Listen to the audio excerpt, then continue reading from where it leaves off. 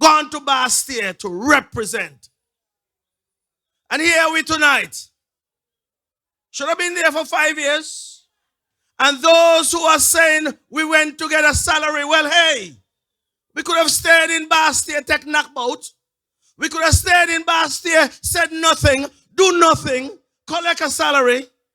But I told my leader, listen me, once the people of Nevis are not getting what is rightfully theirs, once they're not getting their fair share, I am willing to stand up with them any day and make sure that we get what we truly deserve. So here are we tonight, after all the challenges that we have gone through. And let me tell you people, we tried. All of us, the 6 of us who they claim, I don't even want to use the word, the mandate was taken away from the 6 of us. Not a soul fire me. Not a soul fire me. The mandate was taken away from Mark, Eric, and myself, and the rest of the PAM representatives. 3 of them, Lindsay, Jonelle, and Sean. But you know something? We sent a letter to the Governor General to fire him before here. For some reason, he didn't think it was necessary to do so. He had the power to do so. But as the Lord would have it, we are here facing another election. Maybe this is the way to go. Because then we'll have true unity, real unity, true unity between the PAM and the CCM party. And then this federation will be much better as a result. So we are ready for that, and that is what we are preparing for. So ladies and gentlemen, before I go any further, I want to thank, and this is no thank you speech to say it's done, but I want to thank the people of Nevis 11 for the confidence they would have placed in me. And you hear Eric say, I won overwhelmingly. Yes, I did. It's the first time in the history of this great party, the CCM party, that any candidate would have gone down to St. Thomas's, come out and down the 80 votes behind. Lord, where that could happen. It happened though. And it happened with Alexis Jeffers and the CCM party. And this time around, I want to say to the people of St. Thomas's, we are calling on you again. The people of St. James, we are going to be calling on you again. But most of the people of St. Thomas's, I want to say this to you. I made the commitment to represent you in Bastille. And I did so. I made the commitment to the people of St. James that I would represent you in Bastille, and I did so. So when we come back to you again, we want to win St. Thomas's, you know. I want us to win overwhelmingly in St. Thomas's. It is time for you to understand that you must have someone at the table at all times representing you. The same thing with the people of St. James, but I'll get to St. James. So we have gone to Bastille. We have stood up to the former Prime Minister because of the fact that he believes that he is one man who must make all decisions. It's all about him and no one else should have an input. You hear him saying he did this, he did that, he did the other. All these things came through the cabinet, the federal cabinet, and all of us sat around the table, made the decisions to impact the lives and the livelihood of the people of this federation. No one made those decisions, not one man. Everybody had their input. And I'll give you an example. You recall the challenges we had with COVID-19. Every week, the task force was coming to the cabinet to make a presentation. I stood up in cabinet and I said, I believe it was Sean who was chairing cabinet at that time. I said, every week is a humongous task for those men and women. They must be out there doing their work instead of coming every week. So I made the recommendation, let them come every 2 weeks instead. If there's an emergency where we have to convene cabinet, they can come. But every 2 weeks. And we made all of the decisions around that table. And when you hear the Prime Minister or the former Prime Minister say, I. But you know, there's no I in team. We made the decisions and many other decisions. And as we go on with this campaign, you'll hear about all the decisions we would have made as a team. And I want you to remember that because some will want to take all the credit for what has gone on in this federation. Good things have happened, and all of us have made our input. And I want to say to you that if it is that one man was responsible for all that, well, hey, I say, that's his prerogative. I know better. But I want to say to you tonight that most of the difficulties that we have had as a cabinet and as a government, you who are persons who are believers in the Word of God, and you read the Bible, you could go ahead and pick up your phone and search for Proverbs chapter 6, verse 16 to 19. It speaks about sowing discord among your brothers. It's sowing discord and dealing with evil. That is what that Bible scripture would have taught me, and I see it every day in the former prime minister. That's not how you work as a team.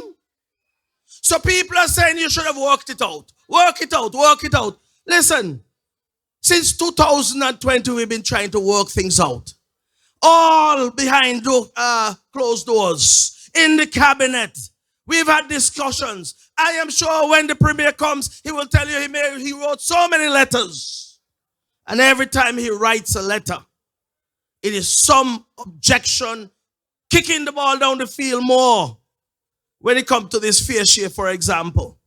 That is not how you deal with a team that has come and make that commitment to work with you, to make things better. No. There must be a better way. And if you're not willing to compromise, that is why we're here tonight, kicking off another campaign. We're here kicking off another campaign because I am telling you, if the former prime minister was willing to compromise, the federation would have been in a better position today. He only took compromise on his part, but he was not willing to do so. But of course, you would see the man before you who was there before, who was there during the time Team Unity was there, but all along, you know, he was plotting and scheming for all kind of bad. But I leave that because the people of Nevis have seen. The people of Nevis will speak. The people of St. Kitts have seen, and they will also speak. And when the time comes, it will be PAM and the CCM. Real unity in the federal government. Real unity. Well, I also had my challenges at the federal cabinet. I'm going to give you a story, you know. One Monday morning, you know the lady, the Wendy. Wendy mentioned in cabinet, Mr. Chair, a certain gentleman was out there, take out a turn on the task force. Man, he cost the task force. All things that was bad, he said. A certain gentleman. And you know the prime minister said, but he can't do that. He's being paid by the federal government. He can't do that. And I said, oh. Well, this particular gentleman was paid handsomely. Or still being paid $10,000 a month. But he take out a task. Or he take out a spell on the task force. Well, when I wrote it down in my book, I said, well, he can't be getting paid by the same government, out of the same treasury, that I am working hard to build a nation, and he's taking out a tax on the task force. But not only that, the man was taking out a tax on me too. For 2 long years, this certain gentleman was out there saying the worst of things about Alexis Jeffers. Not knowing he was being paid by the same government that I am a part of, by the same chairman of that cabinet. The man who is the Minister of Finance knew everything that was happening. So when he said that, I said, this is strange. Oh, really? So people would send me texts every day and say this particular, I don't even know what name to call him, but you all know what I'm talking about, you know? One of my supporters said, oh my God, well, Alexis, why you do the rascal there? Why you do this rascal? I said, no. I have nothing to say because you know what? I don't have a Facebook presence. There's a reason why. I have to work. I don't have a Facebook presence because I have to be on the road doing the things that the people have given me the mandate to do. So you imagine this man, the only person in that cabinet, a cabinet of 12, The only minister in the federation was being lambasted every day. And don't get me wrong, I ain't feel no way, What I am upset about is the fact that the chair of cabinet endorsed it, knows what was being done, knows what was being done to me. One of his colleagues paying him to do that. And I must sit and undergo that for 5 years, you're telling me? I must sit and have a man being paid to lambast me every day. But don't worry, I said I am not perturbed by that. I only mention it because it shows the type of people. The type of people we sit among. And then they go to church every day taking pictures. But I tell you to read Proverbs chapter 6, 16 to 19, and you'll see exactly who we're dealing with. Read it and you'll see. But I'll tell you this much. When a man has worked hard to build himself, not a soul could tear you down. Don't worry about that. Not a soul could tear you down. Because I stand on the principles that I was taught by my grandparents long ago. To have manners. Work hard for what I get. An honest day's work for an honest day's pay. I don't want nothing easy in life. Some would want to take easy things. But I am not going to worry about that. Let's move on, ladies and gentlemen. Let me tell you something. I told my leader, the Honorable Mark Brantley, I will support him everywhere he goes. He is my leader. I'll follow you wherever you go. I don't want to tell you what I tell him, though, I tell him something else. But you know what? Let me record it. Let me tell you something. I told Mark Brantley, I'll follow you everywhere. If you go to the gates of hell, I might kick you in because I'm not going with you. But however you want to take it how you want tonight. This is a campaign. And they're going to take all kind of clips and twist it up and turn it up. But if I can stand on the stage tonight and tell Mark Brantley I'll follow him wherever he goes, I stand solidly behind him. Solidly behind him. And that's why I can say what I say. And don't misconstrue anything. Mark Brantley ain't going nowhere close to the gates of hell. But I said that to you to tell you how resolute I'm standing behind the leader. When he said, let's go, I'm gone. And that is what you do when you're committed to a task. I'm committed to the CCM party. I'm committed to the ideals of the CCM party. I'm committed to the constituency of Nevis 11. And by God, I'm committed to the island of Nevis. And by extension, the Federation of St. Kitts and Nevis. So I told you we are fighting for a fair share. Let me tell you as well tonight. Any party other than the CCM that is out there campaigning is campaigning to rob the people of Nevis of their rightful share. Rob the people of Nevis is what is rightfully theirs. So when they come with all kind of gimmicks and all kind of foolishness, like what we do with $400 million. I mean, what we do with 400 million? You're going to ask CCM what we do with it? You drive on the roads. You see the hospital. You walk on a pier over there. You see the police station. You see the treasury building. You see things being done all up and down this island. What I mean, we're $400 million gone. Houses, everything, you're right. But you never stop to ask Timothy Harris, where the $5 billion gone? You're going to ask Nevis what you do it for. And that is what something we all have to understand, Every time there's an issue that is burning in Nevis, some leader in St. Kitts is willing to put the people of Nevis to fight. Put CCM against NRP, NRP against CCM. Go out there and fight. And that is their job done there. So the issue that is before us is that what has become of all the money that were coming about there? You need to ask them that. So when you see money back in left, right, and center in St. Kitts, Division should say, that is some of the money go along there. To you all. I tell you, any party that is campaigning this election and not talking the language of CCM is robbing the people of Nevis of what is rightfully yours. And we'll have none of that. So they'll come in all kind of shapes and forms. I don't care. But I said to you, that an account must be given as well. By the same token, you're asking, what have we done with 400 billion? I want to know where all the money they gone. Because I ain't seen a major industry in St. Kitts either to say, well, this, if a pandemic comes again, this will be able to stand up to that pandemic. I don't see it. You see some hotels, yes. But the day of recompense might very well come. It might very well come when we have to put someone there to ask them to give account. It might very well come. And that is why I'm saying to you tonight that the People's Action Movement and the CCM are saying to you, this is the best option available to you.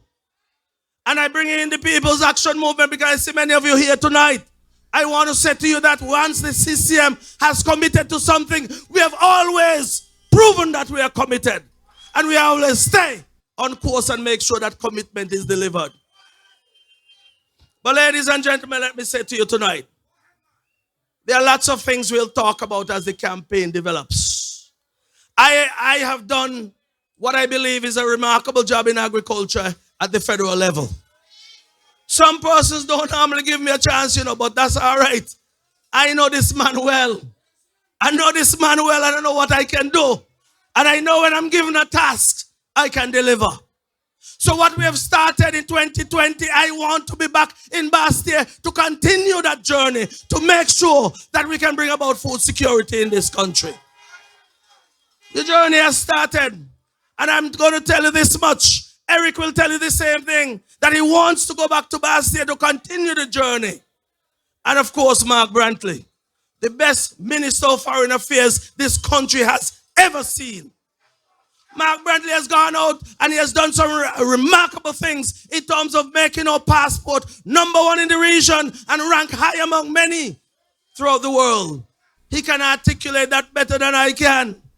He's the Foreign Affairs Minister. But because of his exploits, many people want to have access to our citizenship. This is a beautiful country, man.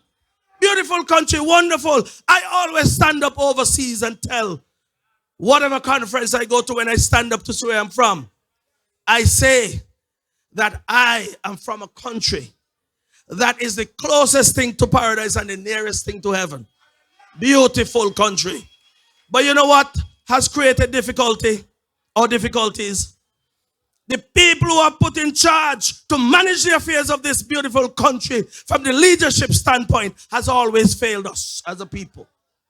But we are still a beautiful country, and we know with our democracy well intact, we are going to go out on election day and vote in Nevis 9, vote in Nevis 10, vote in Nevis 11 for your CCM party and your 3 CCM representatives to go back to Bastia to continue the journey. Keep it up, Papa. Just keep it up, Papa. Keep it up, CCM, keep up the moment. I even want to say I have a little slogan in my head, Vote for Mark. Vote for Eric. Vote for Alexis. And stand up for Nevis. Sound like a little slogan, right? Vote for Mark. Vote for Eric. Vote for Alexis. And stand up for Nevis. This is all about Nevis. This election ain't got nothing to do with no gimmicks about road and no Grove Park and foolishness. It's a big people story. This is a big people story. People who have the balls and the temperament to represent. This ain't about a little childy thing. It's a serious times. And in serious times, you need serious leadership and serious people to lead this place, man. Serious people. So when they come with the gimmicks, just tell them, a CCM may roll with. Man, play who you rolling with, man. What happened to you, DJ? As soon as I say a CCM may rolling with, you jump in.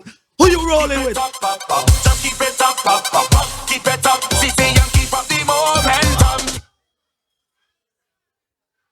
We're rolling with CCM. The DJ gonna get it right before the campaign done, I believe.